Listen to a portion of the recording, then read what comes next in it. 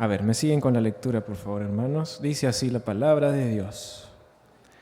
Aconteció que mientras yo, Daniel, consideraba la visión y procuraba comprenderla, se puso delante de mí uno con apariencia de hombre. Y oí una voz de hombre entre las riberas del Ulai, que gritó y dijo: Gabriel, enseña a éste la visión. Vino luego cerca de donde yo estaba, y al venir me asusté y me postré sobre mi rostro. Pero él me dijo: entiende, hijo de hombre, que la visión es para el tiempo del fin. Mientras él hablaba conmigo, caí dormido en tierra sobre mi rostro. Él me tocó y me hizo estar en pie, y dijo: yo te enseñaré lo que ha de venir al fin de la ira, porque eso es para el tiempo del fin. En cuanto al carnero que viste, que tenía 2 cuernos, estos son los reyes de Media y de Persia. El macho cabrío es el rey de Grecia, y el cuerno grande que tenía entre sus ojos es el rey primero.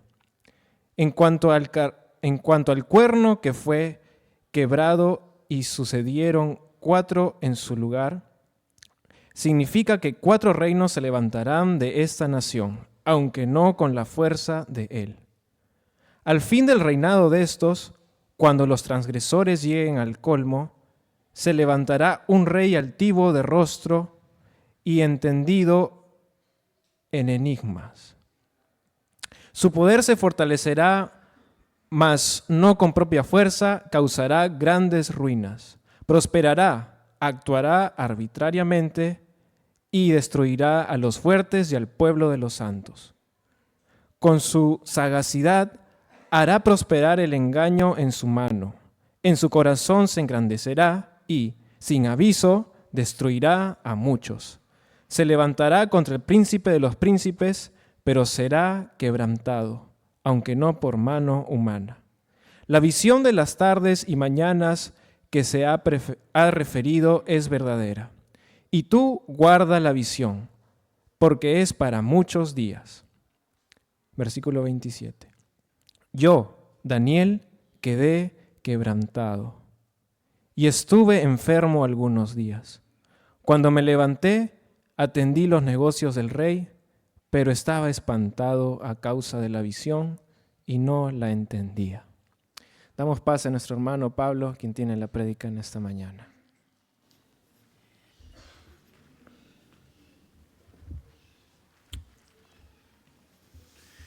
Buenos días, hermanos. Quédense bien ubicados ahí en Daniel 8 porque trataremos de desempacar este texto que acaba de leer nuestro hermano con nosotros. Les traigo saludos de los hermanos en Chiclayo. Anoche estuvimos allí con la hermandad hasta las 11 de la noche. Y yo estuve pensando, hoy mañana tengo que hablar sobre este texto. Felizmente estuve rodeado de 2 hermanos fieles que siempre están dispuestos a darme la mano. Estuvo conmigo Lisandro y Jorge. Cuidado con darles el timón de su carro a esos 2 hermanos, no lo quieren soltar. Llegamos aquí a eso a las 3:30 de la mañana. Mientras estuvimos en el trayecto, pues no me gusta conducir en la noche, no se puede divisar bien, pero gracias al Señor que teníamos 6 ojos puestos y sobre todo los ojos de Él que cuida de nosotros. Agradecido al Señor por los cuidados que siempre provee sobre nosotros. Daniel 8, al entrar a este texto, me gustaría contarles una pequeña historia, el día que me convertí en el anticristo. Bueno, ¿cómo habrá sido eso? Dirán algunos. Pues recordarán ustedes que por muchos años aquí nuestra hermanita Isabel muy fielmente lideraba un grupo ministerial que íbamos a la cárcel de mujeres.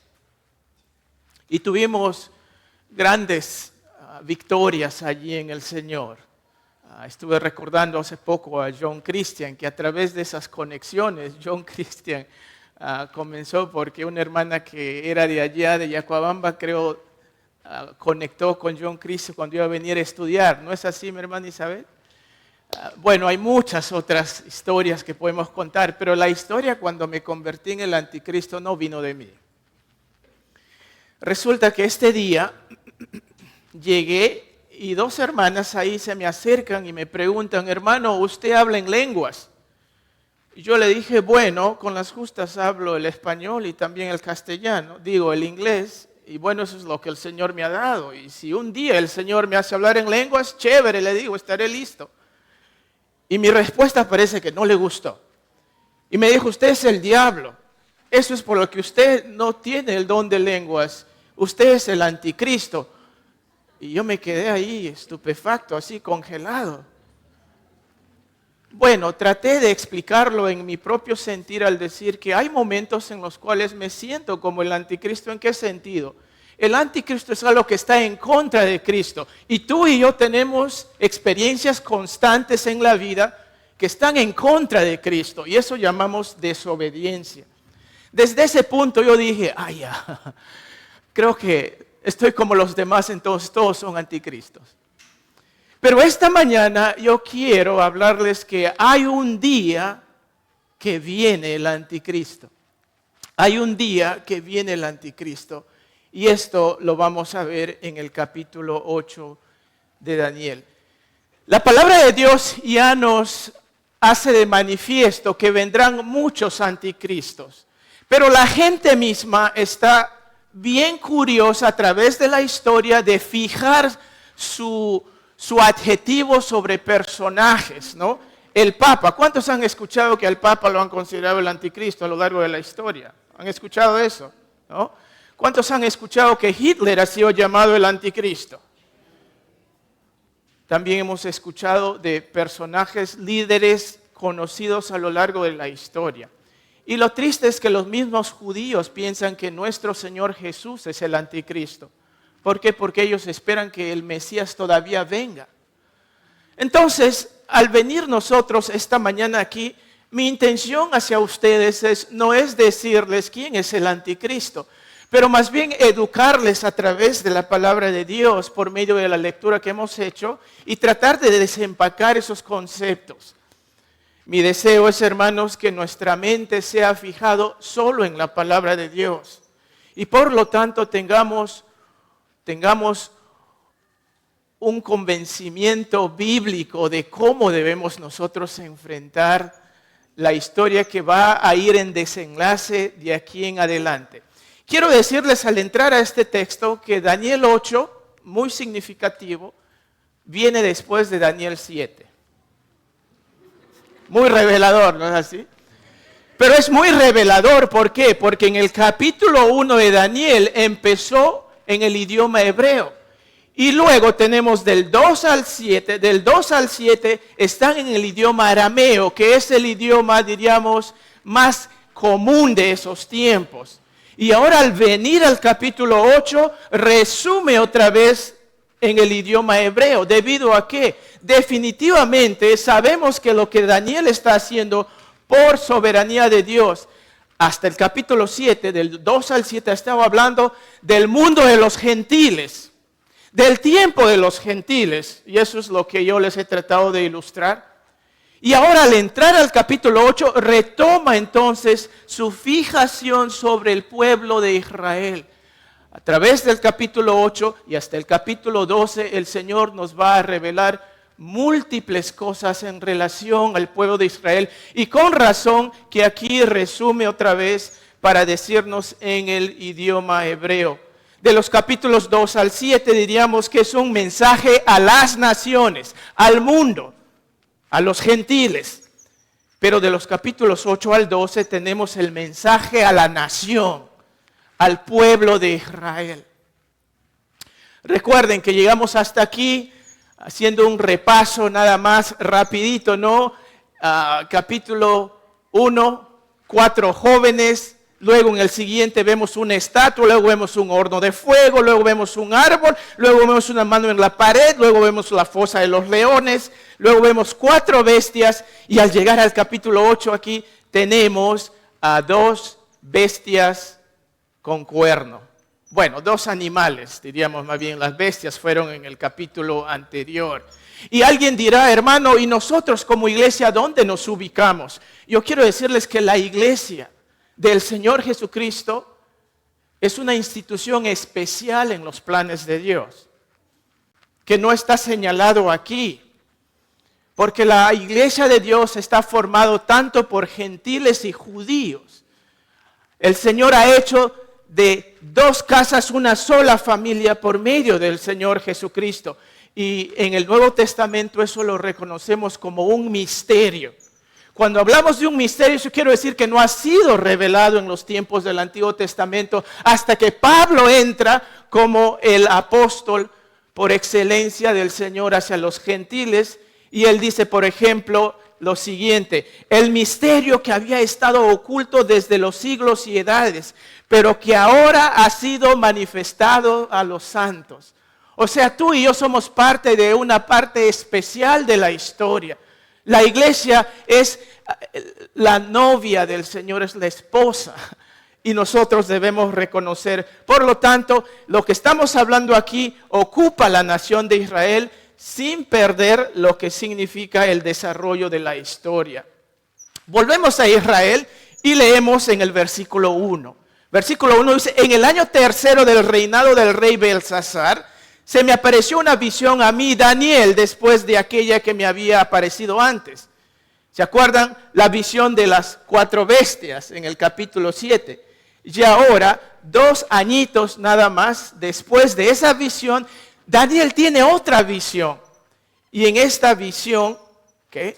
Por medio de esta visión, vamos nosotros a reconocer la grandeza del poder de nuestro Dios. Vamos a ver que en esta visión vemos el testimonio del control de Dios sobre los tiempos. Que no se te escape eso de tu memoria. Dios conoce los tiempos con precisión. También nos va a dar el testimonio de la autoridad de Dios sobre los imperios del mundo. Dios tiene control de Dina, aunque no lo crean. Dios tiene control de Donald Trump. Dios está en control de esto, que no lo sorprenda eso. Y si quizás no se asemeja a la manera como tú manejarías el mundo, gracias a Dios que no se lo ha puesto en tus manos. Entrégate más bien a que Él esté en control de las cosas y espera sus tiempos.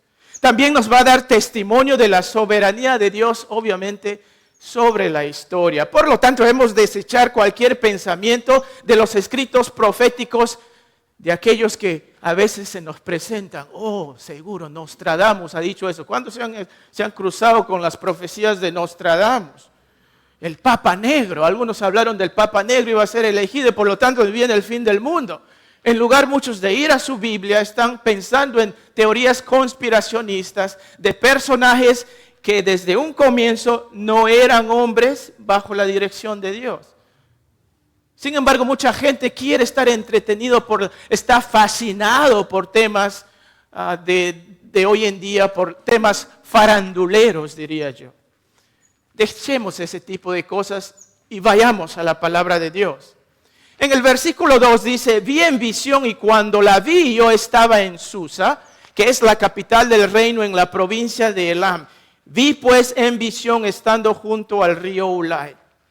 Quiero decirles que aquí, antes de entrar a esto, esta ciudad Susa todavía existe, pero hay una nueva ciudad, está adyacente a esta ciudad antigua. La actual ciudad hoy en día se llama Shush. Mejor dicho, Sush. Así lo llaman Sush. No sé si lo estoy pronunciando correctamente, pero eso es lo que encontramos en lo que es la investigación. Se llama Sush y eso está justo adyacente a la antigua ciudad de Susa. Entonces ahí está Daniel bajo el gobierno de este imperio que ha conquistado el reino de Israel. y vemos que recibe la visión del Señor. Y lo primero que quiero decirles es que Daniel recibe el preludio al verdadero anticristo. Quiero que nosotros consideremos el preludio al verdadero anticristo. Y con ello quiero decirles que el preludio se trata del desarrollo propio de la historia. Porque fíjense lo que dice: alcé los ojos y miré en el versículo 3, y aquí un carnero que estaba delante del río y tenía 2 cuernos. Y aunque los cuernos eran altos, uno era más alto que el otro, y el más alto creció después. Vi que el carnero hería con los cuernos al poniente, al norte y al sur, y que ninguna bestia podía parar delante de él. Ni había quien escapase de su poder, y hacía conforme a su voluntad y se engrandecía. Mientras yo consideraba esto, he aquí que un macho cabrío, o sea, un chivo, como lo llaman, ¿no? Un macho cabrío venía del lado del poniente sobre la faz de la tierra sin tocar tierra. Y aquel macho cabrío tenía un cuerno notable entre sus ojos. Y vino hasta el carnero de 2 cuernos que yo había visto en la ribera del río, y corrió contra él con la furia de su fuerza.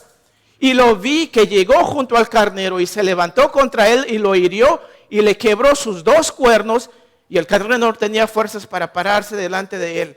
Lo derribó, por lo tanto, en tierra y lo pisoteó, y no hubo quien librase al carnero de su poder. Miren lo que está ocurriendo aquí. Debemos hacer una comparación breve nada más en tu mente. Me gustaría poner más figuras aquí, pero no quiero confundirlos mucho, pero hagan este ejercicio mental conmigo. La cabeza de oro de Nabucodonosor en el capítulo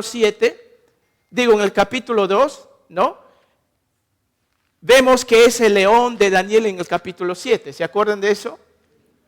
Luego vimos los brazos y el pecho de plata. Es el oso de Daniel en el capítulo 7. El vientre y los músculos de bronce del capítulo 2 es el leopardo, que es Grecia, en el capítulo 7. Si nosotros comparamos lo que hasta aquí ha recibido Daniel, fíjense, en el versículo 20 ya nuestro hermano lo ha leído. En el versículo 20 de este capítulo 8 se nos dice de qué se está hablando.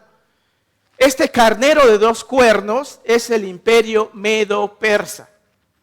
Y el macho cabrío, o sea, el chivo, es Grecia propiamente dicho. O sea, el gran cambio ocurre aquí, que el oso del capítulo 7 es ahora un carnero con cuernos muy notables. Y el leopardo del capítulo 7 ahora es un chivo, es un macho cabrío, que tiene un cuerno muy prominente. ¿Por qué creen que hay ese cambio?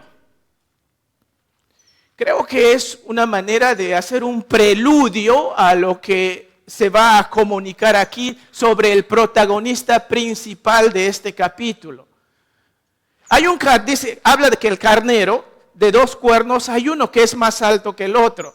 Y eso es claramente en referencia a que los medos eran, diríamos, inferior a los persas. Y por lo tanto, finalmente los persas se sobreponen sobre los medos, y eso es lo que conocemos como el imperio aqueménida. Esa es una palabra que usualmente no lo escuchamos, pero cuando se habla de los aqueménidas estaríamos hablando de los persas. ¿Okay? O sea, el carnero, los persas se impusieron a los babilonios y se convirtieron en el nuevo gran poder mundial después de Babilonia. Y viene el chivo, o sea, el macho cabrío, y esto es Grecia, y por lo que leímos en el versículo 20 específicamente, se dice aquí que este macho cabrío es el imperio de Grecia. Y este macho cabrío, que usualmente el macho cabrío, no sé si algunos han sido pastores de animales, pero de lo que yo leo, un chivo difícilmente le va a vencer a un carnero. Eso es lo que he leído. No sé si será cierto. Alguien de repente me pueden ilustrar después. Pero sorprendentemente el macho cabrío vence al carnero. Y aquí hay un personaje interesante del cual se menciona. Y este personaje dentro del imperio griego es precisamente este primer rey que nosotros conocemos como Alejandro Magno. Y lo mencioné esto en el capítulo 7 anteriormente. ¿Okay? Alejandro Magno, cuando llegó finalmente a conquistar todo lo que pudo haber conquistado, dice que se puso a llorar porque quería conquistar más. A los 33 años murió. ¿Okay? Y nunca perdió una batalla, de acuerdo a la historia. Ahora, ¿qué pasa por medio del imperio griego a la muerte de Alejandro Magno? Se sitúa de pronto un contexto en el cual va a entrar este concepto de la helenización del mundo. Y eso ya más o menos nos sitúa en lo que será en esta parte de la historia cuando nuestro Señor Jesucristo también llegará en esos tiempos. Porque la helenización del mundo va a permitir, por medio del idioma griego, que el mensaje del Evangelio se propale. Con razón que Pablo dice en Gálatas 4:4, pero cuando vino el cumplimiento del tiempo, Dios envió a su Hijo nacido de mujer. Fíjense que la palabra de Dios, gracias, bien servicial la señorita, porque es mi hija. Vemos aquí que el Señor está divinamente orquestando, está moviendo toda la historia. ¿Para qué? Para que nuestro Señor Jesucristo llegue precisamente en el tiempo preciso. Nada escapa a nuestro Dios. De eso tengan por seguro. Pero hablando del preludio, ¿no? El preludio a lo que es el desarrollo de la historia, vemos que específicamente y con tremenda precisión, eso es lo que ocurrió. Babilonia conquista al pueblo de Israel, los lleva en exilio. Luego Babilonia es conquistado por el imperio medio persa, pero los persas toman proeminencia y finalmente Grecia viene por medio de Alejandro Magno y ellos ocupan el poder mundial. Cuando vemos en esto, notamos que hay una precisión tremenda. Porque Daniel está escribiendo varios siglos antes de lo que esto ocurra. Y por eso es que algunos teólogos liberales tratan de decir que Daniel no fue el que escribió el libro. ¿Por qué? Porque quieren desconocer la autoridad y la precisión tremenda con la cual Daniel escribe. Pero nosotros sabemos que todo está diseñado por el Señor. Y los planes de Dios aquí por medio de Daniel son pues algo que debería no sorprendernos, sino más bien maravillarnos, decir, Señor, tú lo conoces todo, siglos antes, miren lo que está ocurriendo. Tú deberías venir a los pies de Cristo por el hecho de saber que lo que Dios dice se cumplió al pie de la letra. Y si esta mañana tú no estás con Cristo, entrega tu vida a Cristo, lee la palabra de Dios. Ven a Él, Él conoce tu vida, los mínimos detalles que tú tienes, tus imperfecciones, tus debilidades, tus virtudes, tus anhelos, tus sueños, Él lo conoce. Qué bueno poner nuestras manos en alguien que conoce todo de nosotros, porque Él es un Dios de amor. Él conoce la historia y Él conoce tu historia. Ven a Él.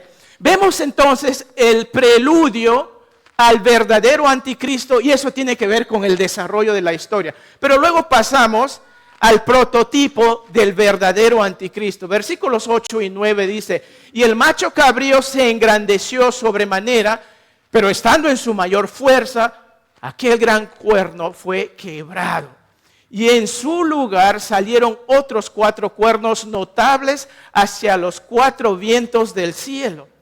Y de uno de ellos salió un cuerno pequeño que creció mucho al sur, al oriente y hacia la tierra gloriosa. ¿A qué tierra gloriosa estaría hablando? Por si acaso no es tu tierra Miraflores, no está mi hermano que siempre pide esa gloriosa. No es Chiclayo, por si acaso, Jaimito. No es Yurimaguas, mi tierra donde yo nací. Estamos hablando de Israel. En la Biblia, la tierra gloriosa es por excelencia Israel. Y aquí el profeta está hablando. Y quiero decirles que a través de estos versículos estaríamos nosotros hablando de el prototipo del verdadero anticristo, porque estaríamos entrando a hablar de un perverso general, Seleuco. ¿Quién es Seleuco? Bueno, cuando Alejandro Magno, que es el macho cabrío con el cuerno, el cuerno del macho cabrío, cuando es quebrado, eso significa la muerte de Alejandro Magno. Y cuando él muere, no hay herederos. Y ahora sus generales van a estar en una pugna hasta estabilizar toda esta zona del mundo. Y dice aquí, se engrandeció sobremanera, pero estando en su mayor fuerza, fue quebrado. Eso es lo que ocurrió con Alejandro Magno. Alejandro Magno también clamó ser Dios. Alejandro Magno se copió de lo que estaba en ese tiempo la formación del Imperio Romano, donde los césares, el nombre Césares es alusivo al tema de divinidad. Y antes de los romanos lleguen a extender su imperio, los griegos ya estaban copiándose de ellos. Y tal es así que cuando el Imperio Romano entra al poder, ellos mismos se van a copiar de los griegos. Entonces aquí vemos que este cuerno es quebrado, ¿no? Dado su tremendo egoísmo, tremendo afán de querer ser por encima de Dios. Es bien peligroso tener el poder, mis hermanos. Y no es solamente de aquellos que están en sillas especiales, como alcaldes, como presidentes, pero hasta aquellos que tienen una posta hasta más, a veces que consideramos insignificante. El hecho que les dan una posta los hace sentir. Por eso algunos dicen, y creo que de alguna forma, pero si simplemente es un guachimán, y no quiero decir que los guachimanes están mal su trabajo, que también debemos reconocer que es un trabajo lícito, pero ahí está. O sea, por un lado yo no debería despreciar a nadie, pero por otro, aquellos que les dan una chamba, se empiezan a engrandecer. Si tienes una responsabilidad de liderazgo, ruego al Señor que te mantengas humilde todos los días de tu vida. Recuerdo cuando Papá Heriberto decía, pastor, solo hay uno, el Señor Jesucristo. Okay. Y por eso entre nosotros me gustaría que nos llamen hermanos. A los jóvenes han decidido llamarnos ancianos y ahora creen que somos viejos. Pero ese deseo de llamarnos hermanos, de fluirnos como hermanos, debería ser nuestra mayor forma de reconocimiento, ¿no? Vemos aquí que los hombres van a caer en virtud a ese enorgullecimiento satánico, diabólico. Y esto es un preludio en la historia a lo que va a ocurrir. Estos generales que finalmente se dividen el botín de Alejandro Magno, que es el cuerno que es quebrado, son Casandro, Lisímaco, Ptolomeo, Seleuco, uno de sus generales. Y de estos generales, de estos cuatro, dos van a ser preeminentes. Ptolomeo y Seleuco. Ptolomeo y Seleuco. Y dentro de Ptolomeo y Seleuco se empieza a apropiar. Él vence a Lisímaco y se apropia de su territorio. Y por ello es que cuando Seleuco toma preeminencia, él se va hacia el sur y trata de conquistar a los ptolomeos que están en Egipto.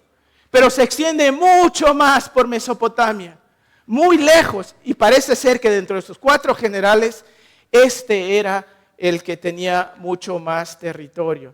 Y fíjense lo que leemos en el versículo 9. Y de uno de ellos salió un cuerno pequeño que creció mucho al sur, esto es Egipto, y al oriente, Mesopotamia, y hacia la tierra gloriosa, esto es Israel. Y se engrandeció hasta el ejército del cielo, y parte del ejército de las estrellas cayó por tierra. Recuerden que el hablar de las estrellas es hablar también del pueblo de Israel. ¿Por qué? Porque José vio a sus hermanos, ¿cómo? Como estrellas que se postraban ante él.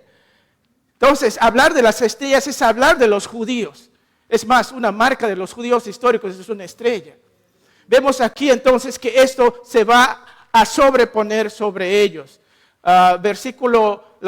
Y luego versículo 11 dice, aún se engrandeció contra el príncipe de los ejércitos, clamó divinidad como muchos de los reyes de su tiempo.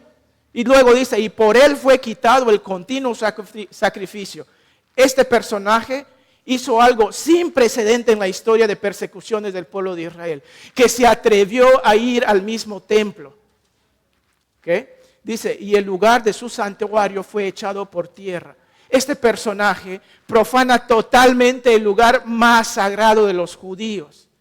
Versículo 12, y a causa de la prevaricación le fue entregado el ejército junto con el continuo sacrificio y echó por tierra la verdad e hizo cuanto quiso y prosperó. Qué interesante que los malos van a prosperar delante de nuestros ojos. Que no te sorprenda eso.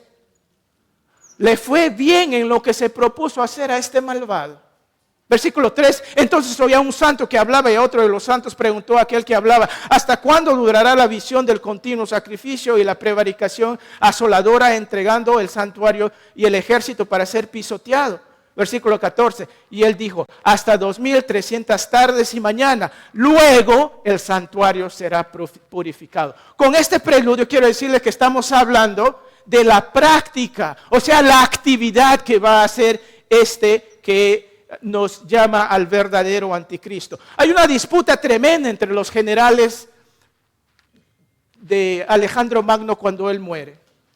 Seleuco Nicator, y ahí está de donde sacan esa marca Nike o Nike.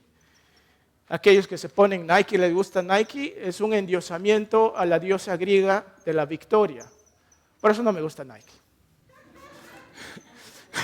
Pero es la verdad, eso es la razón. Y ustedes saben, a veces paro mencionando marcas, ¿no? Bueno, por eso que me quedo con mi cruz, me quedo con mis polos evangelísticos. Bueno, en fin. Algo ya de mi preferencia. No me copien si no quieren, no hay problema. Pero de Seleuco Nicator, que empieza a levantar su imperio, en su secuencia generacional hay uno, el octavo en secuencia, que se llamó Antíoco IV.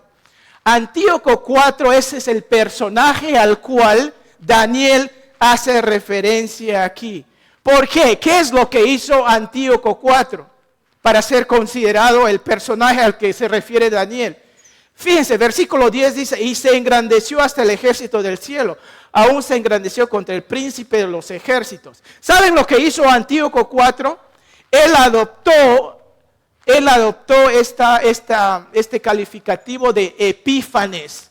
Entonces, en la historia, él es considerado Antíoco IV Epífanes. Y eso significa Dios manifiesto, o el glorioso, o el ilustre.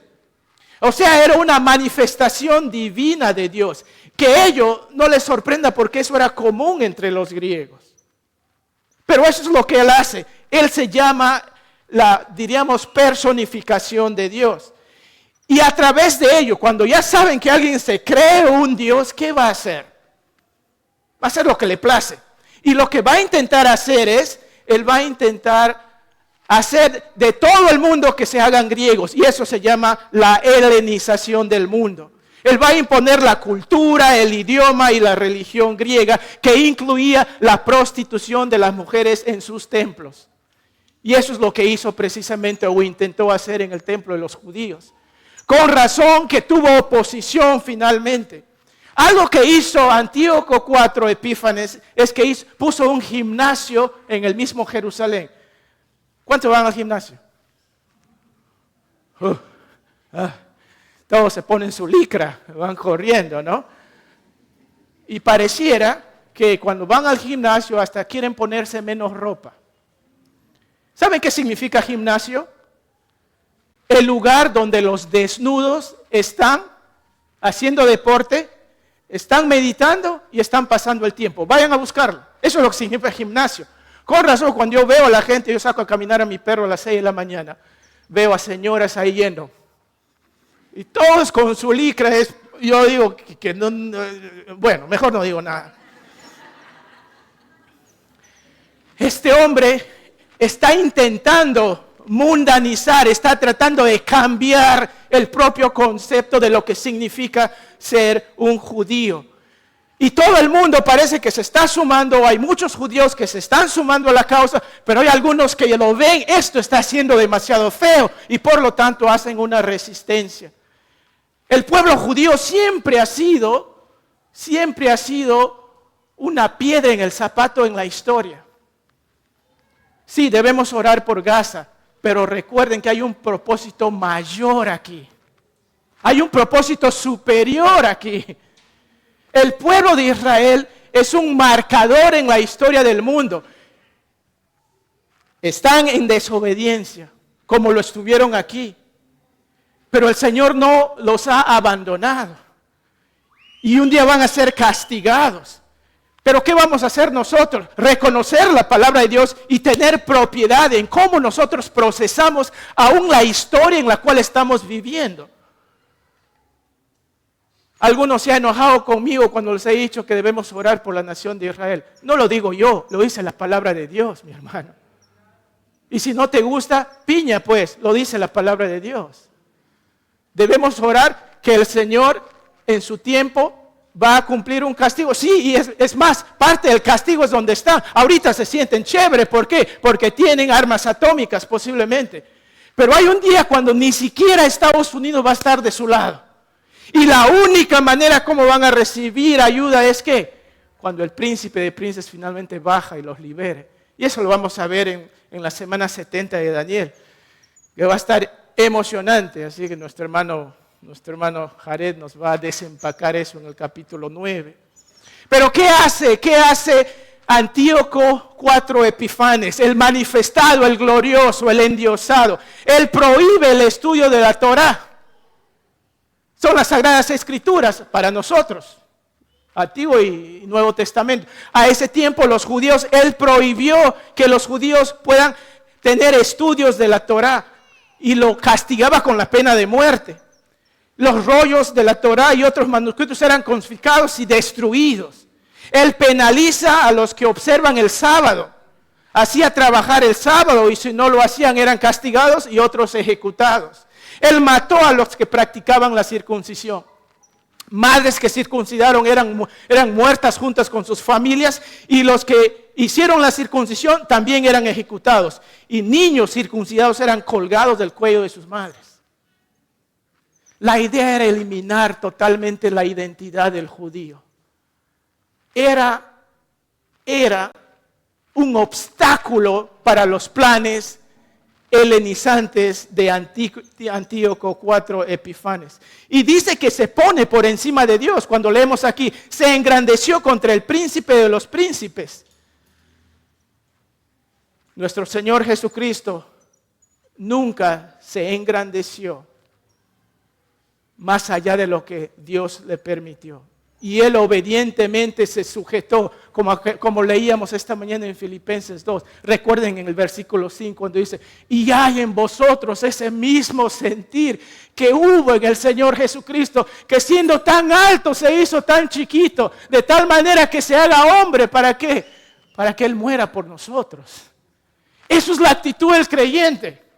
Ay de ti si empiezas a tener un corazón de orgullo. Eso es propio del anticristo. Podemos quizás luchar con ello, pero reconoce que está siendo orgullosa, orgulloso. Él se pone por encima de Dios, pero también para el sacrificio diario. A propósito, Pablo dice en 2 de Tesalonicenses 2:4, hablando del anticristo, el cual se opone y se levanta contra todo lo que se llama Dios o es objeto de culto, tanto que se sienta en el templo de Dios como Dios, haciéndose pasar por Dios.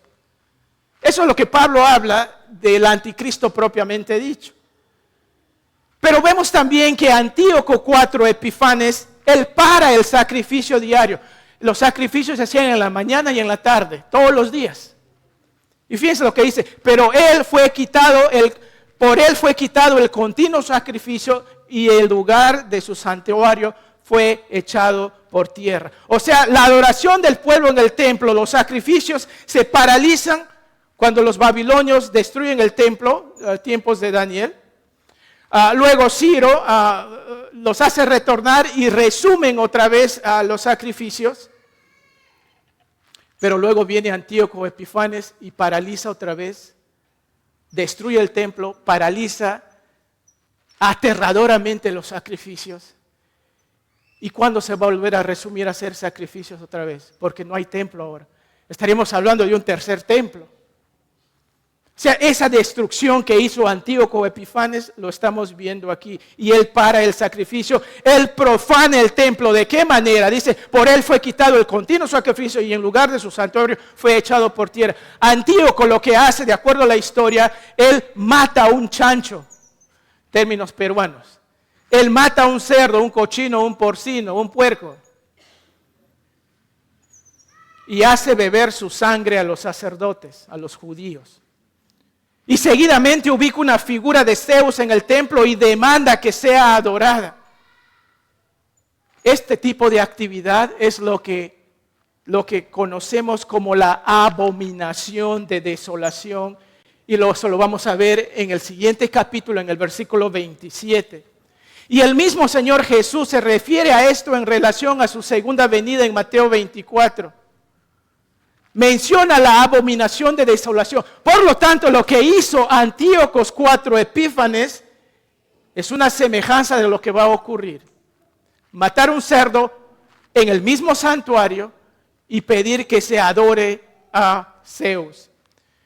Y luego dice que despreció la verdad, echó por tierra la verdad e hizo cuanto quiso.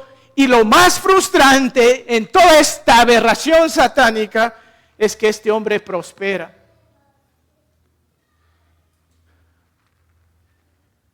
La maldad está prosperando en medio de nosotros. Los extorsionadores viven vidas lujosas y ricas y parece que nadie hace algo al respecto. Los malos se van a hacer más ricos, vivirán hasta más tiempo que nosotros. Serán más sanos que nosotros, les darán razón aún al ser los victimarios, que no te sorprenda que eso ocurra en tu propia experiencia. ¿Qué vamos a hacer? ¿Se acuerdan? Capítulo 7, vamos a ver justicia. Si es que no tires la toalla, más bien reconoce que el Señor está permitiendo ello. Con razón que algunos dicen, ay Señor Jesús, ven pronto. Y de verdad debería ser nuestra oración. Hay algunos que ven la maldad y se sienten tentados. Ya que los malos prosperan, entonces me voy a volver malo yo también.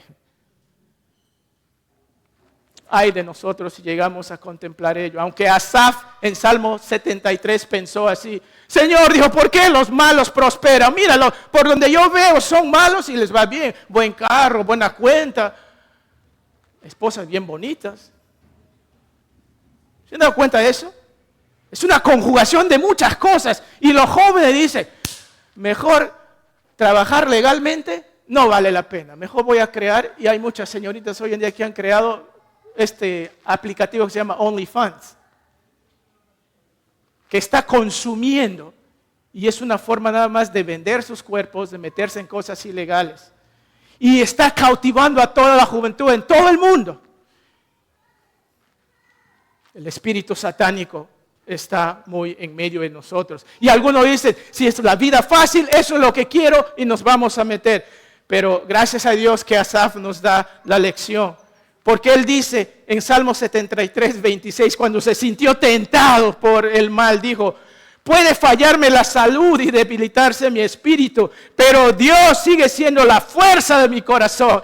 Él es mío para siempre. Y ahí debemos descansar. Pero su maldad se acabará de este hombre. Versículo 13, la siguiente parte dice, ¿hasta cuándo durará la visión del continuo sacrificio y la prevaricación asoladora, entregando el santuario y el ejército para ser pisoteados? Y él dijo, hasta 2300 tardes y mañanas, luego el santuario será purificado. En otras palabras, lo que está ocurriendo, la perversa actividad de este hombre, Antíoco IV Epífanes, va a llegar a su fin. El santuario va a ser purificado, pero menciona 2300. ¿A qué se refiere esto? Bueno, no me gusta dejarlos en el limbo, así es que voy a intentar aquí, ¿ok? Realmente nadie sabe. Pero algunos han explicado que se refiere a años. Es más, los adventistas del séptimo día, un precursor de ellos, este señor se llamaba Guillermo Miller. Él dijo que el año 457, cuando se dé el edicto para ir y reconstruir el templo y los muros, Ahí empieza a contarse 2300 años. Y por lo tanto él sacó que el año 1844 es el año cuando el Señor volvería. Y empezó a pregonarlo, empezó a predicarlo y muchos estuvieron. Llegó el año 1844 y no ocurrió. Y entre los adventistas eso se llama el gran chasco. Vean y rebúsquenlo. A partir de ese gran chasco se forman los testigos de Jehová. Salen de los adventistas. ¿Okay? Y muchas otras de las sectas asociadas al adventismo. Pero ellos obviamente estaban equivocados. No se trata de años conforme él lo dijo. Hay otro hermano que dijo que se tratan de los sacrificios diarios. 2300 dividido por 2 significa 1150 días. Y eso es más o menos lo que duró la profanación. Yo más bien diría, y esto es mi humilde apreciación, que se tratan de días literales.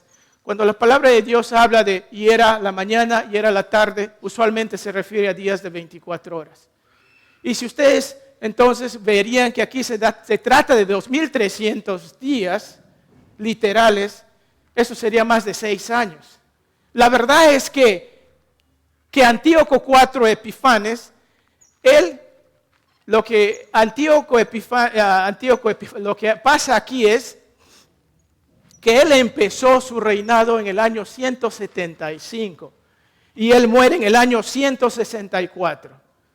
Ahí tenemos latitud para más de 6 años ocuparse de lo que se está mencionando aquí. Y eso sería mi preferencia personal sobre lo que está significando aquí. Que más o menos ocupó más de 6 años hasta que finalmente Judas Macabeo recupera el templo y lo purifica, porque dice, luego el santuario será purificado. A propósito, Macabeo no es un apellido, más bien es un apelativo. Había un sacerdote que tenía varios hijos, y el más conocido es Judas Macabeo, y Macabeo significa ¿qué? Martillo. Macabeo significa martillo. Ellos estaban en oposición. Finalmente levantan a un grupo de judíos que se oponen a la helenización y logran grandes victorias. Y cuando ellos recuperan y vencen al ejército de Seleuco, ellos hacen una rededicación. Y ahí es donde hoy en día los judíos celebran lo que conocemos como el Hanukkah, o la fiesta de las luces, o el festival de las luces, o la fiesta de la rededicación. Muy interesante porque está asociado a un candelabro que supuestamente no tenía aceite para más de una noche, pero duró como 8 días o algo así. Entonces, muy significativo. ¿Ustedes creen que el Señor Jesucristo celebró Hanukkah? Sí, celebró. Ustedes pueden ir y leerlo en los evangelios, porque esto ocurrió antes del Señor Jesucristo. Versículos del 15 al 26, ya lo hemos leído, y aquí quiero decirles que aquí viene la proyección, o sea, la extensión hacia dónde va la actividad de el verdadero anticristo. Eso lo vamos a llamar la proyección hacia el verdadero anticristo. Esto, quiero decir, es en el tiempo futuro viene uno como que es llamado Antíoco IV Epífanes. ¿Por qué digo que va a ser en el futuro? Primeramente vemos ahí que dice, Dios guarda el entendimiento apropiado de la visión, porque dice en el versículo 16, y oí una voz de hombre entre las riberas de Olai que gritó y dijo, Gabriel, enseña a la visión. Dios mismo aquí va a dar la revelación propia de lo que significa esta visión. Pero vemos que el entendimiento está asociado a un fin cercano. Pero ¿qué clase de fin es esto? Miren lo que dice. Entiende, hijo de hombre, versículo 17, porque la visión es para el tiempo del fin. Versículo 19, y dijo, he aquí yo te enseñaré lo que ha de venir al fin de la ira, porque eso es para el tiempo del fin. Cierto, va a haber un fin a lo que Antíoco Epífanes está haciendo aquí, pero es solo un preludio a lo que finalmente va a ocurrir, y eso va a ser propiamente un fin. ¿Por qué? Los discípulos querían saber cuándo va a ocurrir este fin. Mateo 24, en el versículo 3 dice, y estando él sentado en el monte de los olivos, los discípulos se le acercaron aparte diciendo, dinos, ¿cuándo serán estas cosas? ¿Y qué señal habrá de tu venida y del fin del siglo? Los discípulos también querían saber esto. Y pienso que se está refiriendo propiamente a lo que está ocurriendo aquí. El Señor dice, Gabriel, haz extender a este hombre, que esto se refiere al fin. El fin inmediato es que Antíoco lo que está haciendo va a acabar, pero hay una proyección al futuro de algo que finalmente sí va a traer el fin propiamente dicho. ¿Por qué? Porque el Señor es claro en señalar que tiene que ver con lo que dice Daniel. Mateo 24:15 dice lo siguiente: por tanto, cuando veáis en el lugar santo la abominación desoladora de lo que habló el profeta Daniel, al que lee entienda, dice ahí el Señor. Fíjense que el Señor Jesucristo hace mención a lo que hizo Antíoco Epífanes. Sin embargo, cuando hizo lo que hizo, no ocurrió el fin. ¿No es así? Porque ya estamos más de 2000 años también. Pero fíjense lo que sí ocurre en Mateo 24, cuando dice, Mateo 24:29, e inmediatamente después de la tribulación de aquellos días, el sol se oscurecerá y la luna dará su resplandor, y las estrellas caerán del cielo, y las potencias de los cielos serán conmovidas. Entonces aparecerá la señal del Hijo del Hombre en el cielo.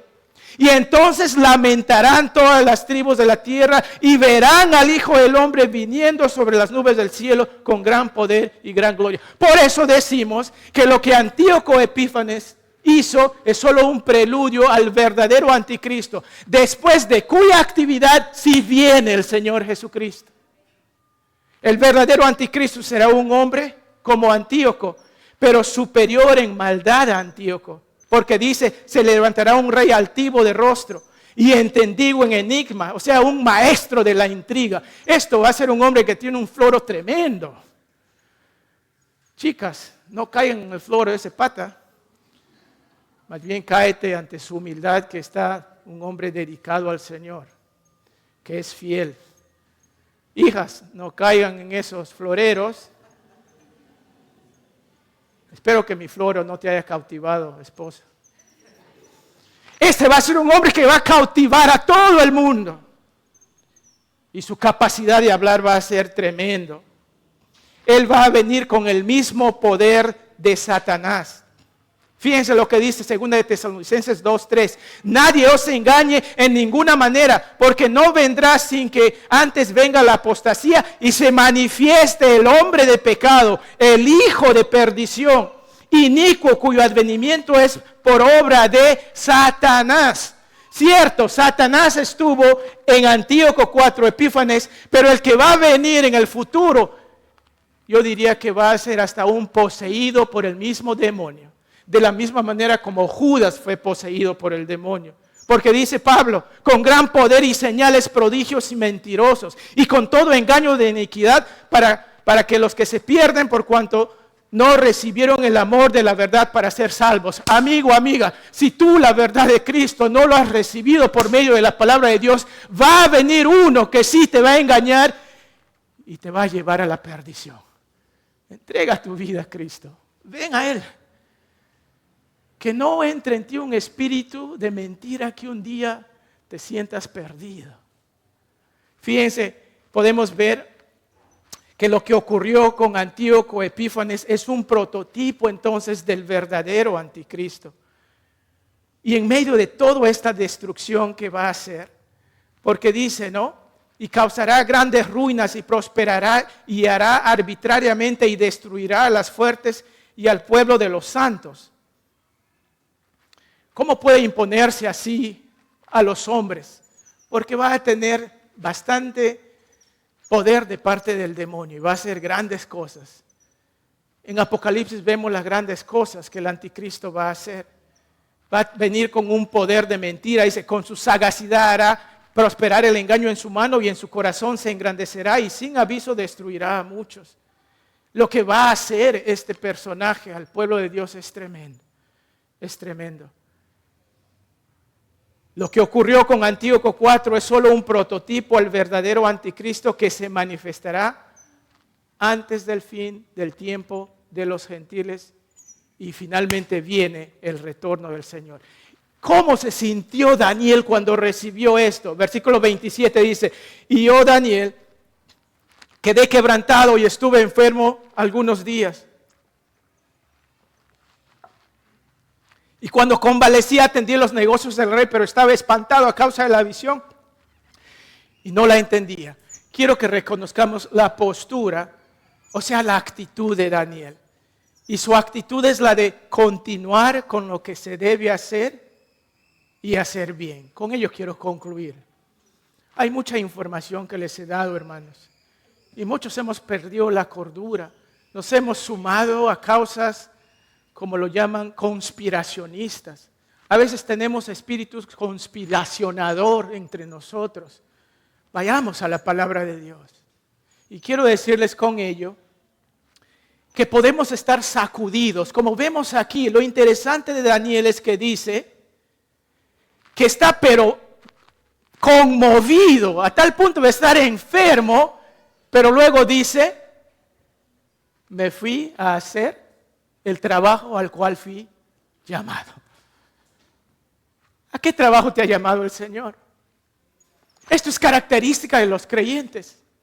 Hay mucho que aplicar aquí, pero quiero decirles que primero, en medio de todo esto, tú y yo también podemos sentirnos sacudidos, pero no podemos perder la confianza en la palabra de Dios, ni mucho menos alocarnos, Dicen que hay hermanos que están tan dedicados a las cosas de arriba que son inútiles para impactar a las cosas aquí abajo. Pero también hay hermanos que son tan dedicados a las cosas de aquí abajo que son inútiles para inyectar el cielo aquí en la tierra. Debe haber un equilibrio. Me encanta lo que dice nuestro hermano Pablo, el apóstol, cuando dice lo siguiente: estamos atribulados en todo, mas no angustiados, en apuros, mas no desesperados, perseguidos, mas por todas partes, mas no desamparados, derribados, pero no destruidos, llevando el cuerpo siempre por todas partes la muerte de Jesús, para que también la vida de Jesús se manifieste en nuestros cuerpos. ¿Es esa tu actitud? El hermano Pedro dice lo siguiente en 2 de Pedro: puesto que todas estas cosas han de ser desechas, ¿cómo no debéis vosotros andar en santa y piadosa manera de vivir? Esperando y apresurándoos para la venida del día de Dios, en el cual los cielos encendiéndose serán deshechos y los elementos siendo quemados se fundirán. Pero nosotros esperamos, según sus promesas, cielos nuevos y tierra nueva, en los cuales mora la justicia. Yo estoy convencido que los creyentes no vamos a ver al anticristo. Eso es mi convicción personal. Pedro hace lo mismo que hizo Daniel. El hecho de hacer lo que debe hacer.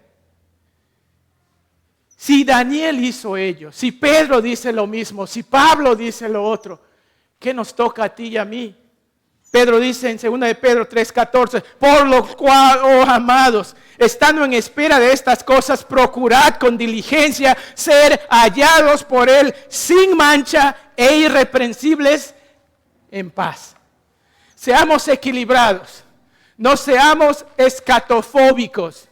Y con ello quiero decir que tenemos miedo a las cosas, a hablar de las profecías, pero tampoco seamos escatomaníacos, que eso es todo lo que hablamos. Tiene que existir un equilibrio.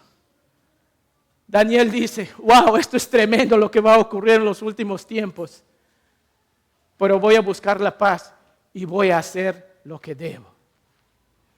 Padre Santo, pido que mis hermanos sean cautivados por la verdad y que sus pensamientos, Señor, sean pensamientos de paz y tranquilidad y la esperanza que tenemos por medio de nuestro Señor Jesucristo. A Él le amamos.